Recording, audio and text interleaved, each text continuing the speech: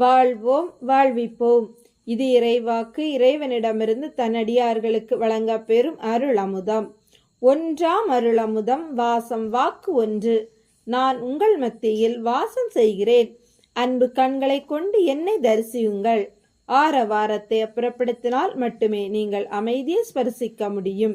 வாழ்வோம் வாழ்விப்போம். இறைவனை தரிசித்த சித்தர்கள். சித்தர்களை தேடி ஒரு பயணம் நட்பு வட்டத்தில் இருந்தது. எப்பொழுதெல்லாம் ஓய்வில் இருப்பார்களோ அப்பொழுதெல்லாம் மலை காடு குகை என்று அலைவதே அவர்கள் பொழுதுபோக்காக இருந்தது. இதில் அவர்களுக்குள் ஒரு தரப்பட்டியல் வைத்திருந்தார்கள். அதில் அடங்கினால் சித்தர்கள் என்று ஏற்றுக்கொள்வது, அல்லாத பட்சத்தில் அவர்களை குறை கூறிவிட்டு நகர்வது. இது கொஞ்ச காலமாக நடந்து வருகிறது. இறைவனுக்கும் தெரியும். ஆனால் இறைவன் அதில் தலையிடுவது இல்லை. இந்த முறை செக்கடி மலைக்கு செல்கிறோம், நீங்களும் எங்களோடு வாருங்கள் என்று அழைத்தார் சிவசெல்வராஜ். சரி என்று ஒத்துக்கொண்டார் இறைவன். செக்கடி மலை மேல் ஏறிவிட்டனர். கண்ணில் தான் எந்த சித்தரும் காணோம். கொஞ்சம் உள்நோக்கி போவோம் என்று சென்றார்கள். இறைவனும் உடன் சென்றார். அங்கு ஒரு மரத்தடியில் கந்தை சடை தாடி கண்டு விட்டார்கள். பாபு என்ற அன்பர்தான் முதலில் அவர் பக்கம் ஓடினார். அவரோ கண்களை மூடி உறங்கிக் கொண்டிருந்தார். இவர்களும் பக்கம் நெருங்கினர். சிவசெல்வராஜ், சப்தம் போடாதீர்கள், தூக்கம் கெட்டு போகும் என்றதும் ஒருவர் மெதுவாக பாவனையுடன் தியானம் பண்ணிக்கிட்டு இருப்பார் என்றார். இவர்கள் ஒரு ஓரமாக அமர்ந்து கையில் தண்ணீர் பாக்கெட், மிச்சர் பாக்கெட், வாழைப்பழம், பிரிட்டானியா பிஸ்கெட் பாக்கெட் சகிதம் உட்கார்ந்து இருந்து காரசாரமான விவாதம் புரிந்தனர். சித்தர்கள் எப்படி இருப்பார்கள்? அவர்கள் நடவடிக்கை எப்படி இருக்கும்? அவர்களிடம் எப்படி நடக்க வேண்டும்? அவர்களை பார்த்ததும் காலில் விழுந்து முதலில் ஆசீர்வாதம் வாங்க வேண்டும்.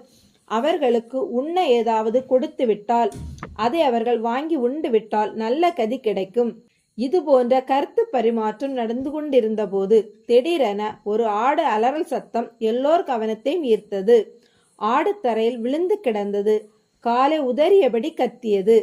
அன்பர்கள் பதறியபடி எழுந்தனர். அப்போது அதன் மீது ஒரு கல் வந்து அதே காலை பதம் பார்க்க ஆட்டின் அலறல் அதிகமாக, பாபு அங்க பாருங்க அங்க பாருங்க என்று கையை நீட்டி காட்ட திரும்பி பார்த்தால் கையில் அடுத்த கல்லை எறிவதற்கு ஆயத்தமாய் கொண்டிருந்தார் கந்தை சடை தாடி சாமி. இறைவனோடு இருந்த அன்பர்களுக்கு பயம் பிடித்து விட்டது. வயதில் முதிர்ந்த பொன்னுசாமி, வாங்கப்பா போயிடலாம், கல்லை மாத்தி எரிஞ்சிட போறான், பைத்தியமா இருக்க போகுது என்று நகர ஆரம்பிக்க, இவர் தூங்கிக்கிட்டு இருந்தவர் எப்படி கல்லை பொறுக்கி ஆட்டுக்கால முறிச்சார்? சிவசெல்வராஜின் ஐயப்பாடு. பாபு உடனே ஒத்து ஊதி, ஆமண்ணே, ஆடு கூட எப்படி வந்துச்சு? பொன்னுசாமிக்கு கோபம். வர போறீங்களா இல்லை நான் போகட்டுமா என்று அதட்டினார். அடுத்த கல்லை ஆடு மீது வீசினார் கந்தை சடை தாடி சாமி. ஓடாத குறைதான். வேக வேகமாக இடப்பெயர முயற்சி. அந்த இடத்தை விட்டு நகர்ந்தாலும் அனைவருக்கும் அந்த ஆசாமியின் செயல் புதிராக இருந்தது. ஆட்டின் மீது பரிதாபம் வேறு. இறைவனோடு வந்த கோபால் மெடிக்கல் ஷாப்பில் வேலை பார்ப்பவர். கொஞ்சம் துணிவாக அந்த ஆட்டுக்கு என்னன்னு தான் பார்ப்போமே என்று ஆட்டோ நோக்கி நடக்க, பொன்னுசாமி மட்டும் வினைய விலை கொடுத்து வாங்காதே என்றார். அனைவரும் ஆட்டை நோக்கி பயணித்தனர். இறைவனும் தான்.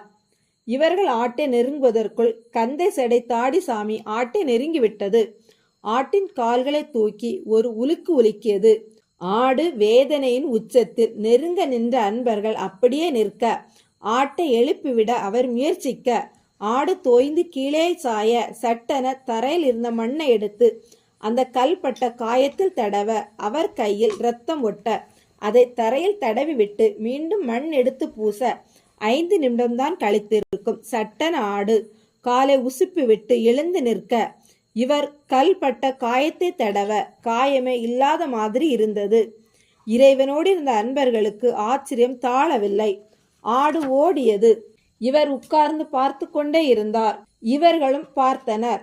அனைவருக்கும் பயமா வியப்பா என்று அறிய முடியாத நிலையில், ஆம், அங்கு ஒரு நாகப்பாம்பு கல் அடிபட்டு குத்துயிராக கிடந்தது.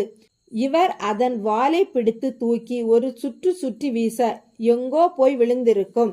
அனைவருக்கும் ஒரு தெளிவு நிலை. ஆட்டின் காலை தீண்டிய பாம்பை கல்லெறிந்து விழ வைத்து பாம்பு தீண்டிய இடத்திற்கு கல் எறிந்து மருந்திட்ட மகத்துவமும் பின் மண் எடுத்து பூசி இரத்தக்கரையை மாற்றி ஆட்டை பிழைக்க வைத்த இந்த மருத்துவர் யார்?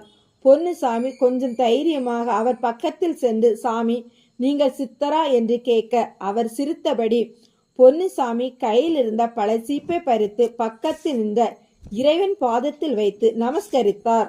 இறைவனுக்கு அந்த இடத்தில் சங்கோஜமாக இருந்தது. மறுக்க முடியவில்லை. காரணம், ஏற்கனவே காட்டில் சந்திக்க அனுமதி பெற்றிருந்த இடைக்காட்டு சித்தர் இவர் என்று இவர்களுக்கு எங்கே தெரியும்? அதற்காகவே இந்த முறை அவர்களுடன் இறைவன் வந்தார் என்பதும் எப்படி புரியும்? அனைவர் கவனமும் கண்களும் இறைவனை மொய்த்த போது நமஸ்கரித்தவர் எங்கே? பட்டண பொன்னுசாமி இறைவன் பாதத்தில் கிடந்த பல சீப்பை கையில் எடுக்க அதை ஆளாளுக்கு பெய்த்து உண்ண சித்தரை தேடிய பயணத்தில் அவர்களுக்கு மிஞ்சியது. அவர் யார்? இறைவனின் காலில் ஏன் விழுந்து நமஸ்கரித்தார்? கொஞ்ச நாட்களாக இந்த கேள்விக்கு விடை தேடும் படலம்தான். இடைக்காட்டு சித்தர் அடையாளப்படுத்தியும் அறிய முடியாத அன்பர்கள். இறைவனை தரிசித்த சித்தர்கள் வரிசையில் இடைக்காட்டு சித்தர் நிச்சயம் உண்டு. வாழ்வோம், வாழ்விப்போம்.